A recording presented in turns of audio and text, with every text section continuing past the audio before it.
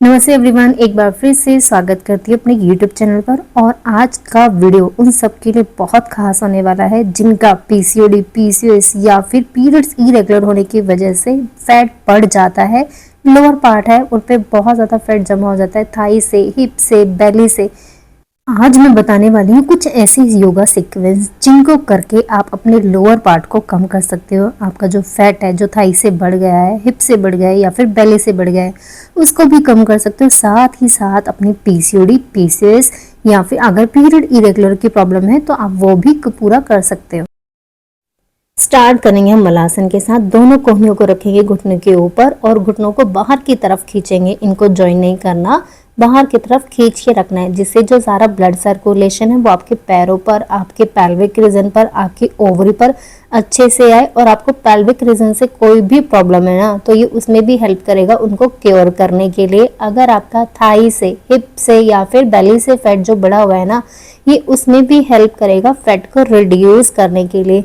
जितनी देर तक आप इसमें बैठ सकते हो आप बैठो, 1 मिनट, 2 मिनट, 5 मिनट। लेकिन ध्यान क्या रखना है, अगर आपको नी की प्रॉब्लम है तो आप इस प्रैक्टिस को अवॉइड करोगे। आगे की जो प्रैक्टिस है आप वो कंटिन्यू करोगे। अगर आपको बैठने में कहीं ना कहीं दिक्कत होती है तो आप कुशन या फिर आप किसी ब्लॉक का भी यूज कर सकते हो, आप आराम से उस पर बैठ सकते हो। अगली जो प्रैक्टिस आपको करनी है वो करना है आपको भुजंगासन और करना है आपको अधोमुख स्वानासन साथ ही में। इसमें क्या करना है, अपनी बॉडी को स्ट्रेच करना है। जितना आप स्ट्रेच कर सकते हो नीचे की तरफ उतना आप स्ट्रेच करोगे। ये ज़मीन पे नहीं लगना चाहिए, ये हवा में होना चाहिए। आपके जो टोज हैं उन पर होना चाहिए और अपनी बॉडी को आगे की तरफ खींचोगे, जाओगे अधोमुख स्वानासन में और नीचे की तरफ। कितनी बार करना है इसको, कम से कम आपको 20 से 25 बार रिपीट करना है। सांस भरते हुए जाना है अधोमुख स्वानासन में और सांस छोड़ते हुए जाना है आपको कोबरा पोजीशन में, ताकि जो आपका फैट है, लोअर फैट है ना, आपका बेली से फैट है या फिर हिप से फैट है, ये उसमें हेल्प करेगा उनको रिड्यूस कराने के लिए। अगर आपकी ओवरी में कहीं ना कहीं ब्लॉकेज है तो ये उसमें भी हेल्प करेगा ब्लॉकेज को खोलने के लिए। या फिर आपके पेल्विक रीजन से जो भी प्रॉब्लम है ना, ये उसमें भी आपको हेल्प करेगा उसको क्योर करने के लिए। प्रैक्टिस डेली करनी है, तभी इसके रिजल्ट्स आपको जल्दी से जल्दी मिलेंगे। ध्यान क्या रखना है कि अगर आपको शोल्डर में इंजरी है तो आप इसको अवॉइड करें। धीरे से वापस आ जाएंगे और रिलैक्स करेंगे। नेक्स्ट जो प्रैक्टिस आपको करनी है वो है नोगा आसना। दोनों पैरों को रखेंगे सीधा अपनी वेस्ट से थोड़ा सा ऊपर और आपका जो सर है वो आपके पंजों के बराबर में होना चाहिए, ना ज़्यादा ऊपर ना ज़्यादा नीचे, एकदम आपकी लेवल पर होना चाहिए। जो नोगा आसना है ये आपको हेल्प करता है आपके कोर को स्ट्रेंथ देने के लिए, यानी कि जो आपका पेल्विक रीजन है ना उसको स्ट्रॉन्ग करने के लिए। अगर कहीं ना कहीं आपका पेल्विक रीजन वीक है तो उस वजह से भी जो प्रॉब्लम्स है वो शुरू हो जाती है। या फिर बेली फैट बहुत ज़्यादा बढ़ा हुआ है तो ये उस पर भी हेल्प करेगा उसको रिड्यूस करने के लिए। इसकी प्रैक्टिस कम से कम 5 से 10 बार आप रिपीट करोगे। होल्ड करेंगे 10-10 सेकेंड के लिए। चलिए एक बार फिर से मेरे साथ होल्ड करते हैं। 10 की गिनती, 1, 2, 3, 4, 5, 6, 7, 8, 9, 10। धीरे से वापस आओगे और हम रिलैक्स करेंगे।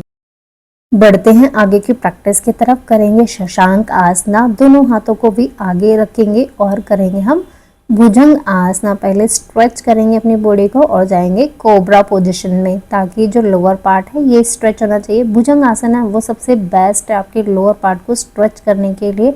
अगर कहीं ना कहीं लोअर पार्ट से रिलेटेड कोई भी प्रॉब्लम है ना तो भुजंग आसन उसमें बहुत हेल्प करता है। इवन आपको कमर दर्द भी रहता है ना, लोअर बैक पेन रहता है, तो ये उसमें भी हेल्प करेगा। सांस छोड़ते हुए पीछे जाओगे, सांस भरा और सांस छोड़ते हुए आगे। Inhale and exhale to down. Inhale, सांस भरा और सांस छोड़ते हुए आगे। कितनी बार करना है, कम से कम इसको 20 से 30 बार आप रिपीट करोगे। अगर आपको शोल्डर में इंजरी है तो आप इस प्रैक्टिस को अवॉइड करोगे। अगर आपको नहीं है तो आप इजीली इस प्रैक्टिस को आराम से कर सकते हो। अगर आपको सर्वाइकल भी बहुत ज़्यादा बढ़ा हुआ है तो ये उसमें भी हेल्प करता है सर्वाइकल को रिड्यूस करने के लिए। फ्रोजन शोल्डर की प्रॉब्लम है तो ये उसमें भी हेल्प करेगा और आपकी जो शोल्डर की मोबिलिटी है ये उसको बढ़ाएगा। आपकी जो बैक है उसको स्ट्रेंथ देगा, उसको फ्लेक्सिबल करेगा। और अगर लोअर फैट बढ़ा हुआ है ना हिप से या फिर आपके स्टमक से, तो ये उसमें भी हेल्प करेगा आपके बेली फैट को कम करने के लिए। इसकी प्रैक्टिस जितना हो सकता है उतना करें। वेरिएशन मैंने बता दी है, किसी भी वेरिएशन को आप फॉलो कर सकते हो, या तो अधोमुख स्वानासन की या फिर आप शशांक टू कोबरा वाली वेरिएशन भी आप फॉलो कर सकते हो। ध्यान करेंगे एंड धीरे से वापस और रिलैक्स। अगली जो प्रैक्टिस है बहुत हेल्प करने वाली है आपके स्टमक को स्ट्रॉन्ग करने के लिए, आपके एब्डोमेन को स्ट्रॉन्ग करने के लिए, आपके पेल्विक रीजन को स्ट्रॉन्ग करने के लिए और हिप के फैट को रिड्यूस करने के लिए, आपके स्टमक के फैट को रिड्यूस करने के लिए। क्या जाना है, माउंटेन पोज में जाना है पीछे और जाना है आपको नीचे, जैसे प्लैंक करते हैं ना उसी पोजीशन में जाना है। दोनों हाथों को खोल के रखेंगे कंधों के बराबर में, हाथों को बना लेंगे अच्छे से ग्रिप और सांस भरते हुए पीछे, सांस छोड़ते हुए आगे, जितना जा सकते हो जाओ, लेकिन कोशिश करो जो आपकी बॉडी है ना वो फ्लोर से टच ना हो। जितना इसको ऊपर उठा सकते हो ऊपर उठाएंगे, पीछे जाएंगे और आगे जाएंगे। कितना कर सकते हो, जितना आपकी प्रैक्टिस आपके ऊपर निर्भर करता है कि आप कितना कर पाते हो। 10, 20, 30, 40, 50 बहुत हेल्पफुल है ये आपके बेली फैट को रिड्यूस करने के लिए, हिप के थाई के फैट को भी रिड्यूस करने के लिए और आपके पेल्विक रीजन की स्ट्रेंथ को बढ़ाने के लिए, आपके एब्डोमेन की स्ट्रेंथ को बढ़ाने के लिए।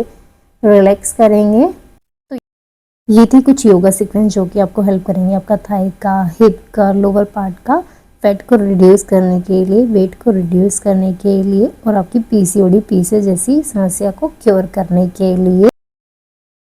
अगर आपको इस वीडियो से रिलेटेड कुछ भी पूछना है तो मुझे कमेंट बॉक्स में जाके पूछ सकते हो। वीडियो को लाइक करें, शेयर करें और चैनल को सब्सक्राइब करना ना भूलें। धन्यवाद।